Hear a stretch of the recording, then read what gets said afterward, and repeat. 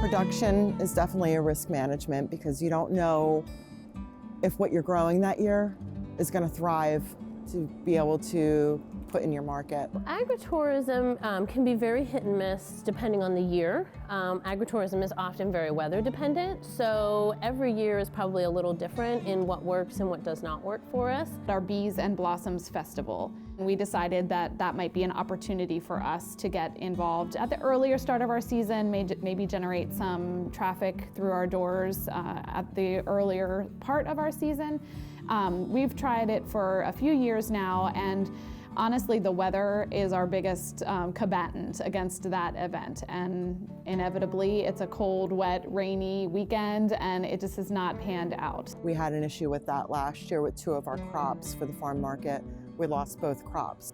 Pick Your Own sort of went away for a number of reasons. One is that our 5 acres or 6 acres of raspberries that we had got diseased, and so the advice from Extension was to not go back into those fields for a minimum of 10 years with the same product because they were soil-borne diseases.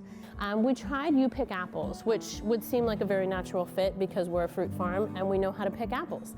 But it was highly frustrating and unsuccessful. But as we've sort of wrapped our head around the logistics of having enough people to staff there, making sure that the safety places or the safeguards were in place for customers, but also figuring out pricing so that it was a profitable activity, but also so that people were encouraged to participate in it because it wasn't too expensive. All of those things, as we've become more comfortable with agritourism and just general retail sales, we were able to re-embark on You Pick Apples, and it was a wild success the last couple years. I would say the financial piece of the business is probably the most stressful.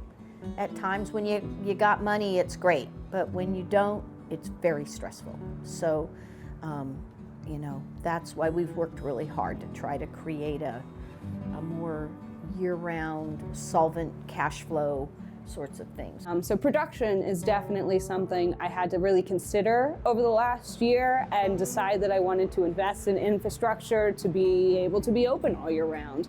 In Pennsylvania, farming, you know, vegetable production is a seasonal business, but you can still make it work if you plan accordingly. One of the biggest challenges is for us to provide value and educational experiences that our customers want to have in a way that we can still make money and survive.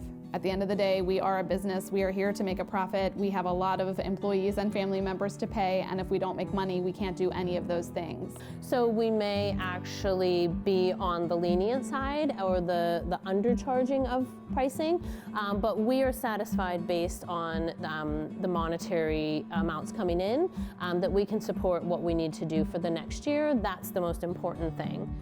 Sometimes we have sold things at too low of a margin and have then, you know, you always know when something sells really fast that you probably have it for too inexpensively.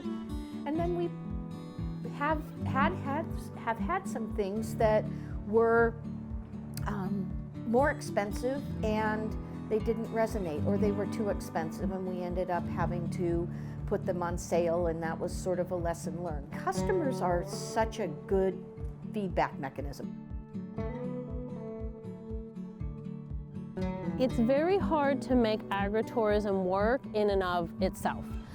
It needs to be part of sort of your bigger philosophy of what you're trying to do. So if you have a family farm, for example, which is what we have here, and within the nature of that farm, there are very natural things that you think would fit in, or your area of expertise, I think you slowly grow into those areas first. As a woman in the agritourism business, I feel like I've had a pretty steep learning curve in the last couple of years, and I've sort of had to check my ego a couple times because there's a lot about this part of the business I didn't know about going into. To make sure you've got some good help, you know, I mean, not just people but a team around you that can be a support system. And even if it starts out small, that you have at least access to legal counsel, you've got access to someone who understands financials. So maybe it's a local banker or something like that,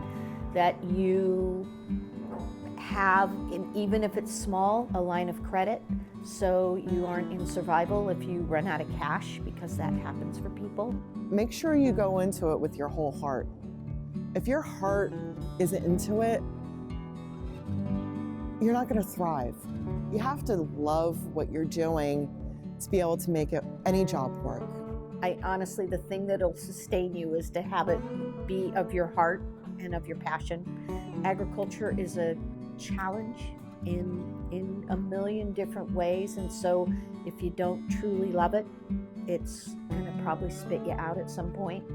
Even in the most stressful, challenging, upsetting, angering situations, at my core, I'm still glad that I'm here. And I would highly recommend agritourism and agriculture to anyone and everyone who is interested.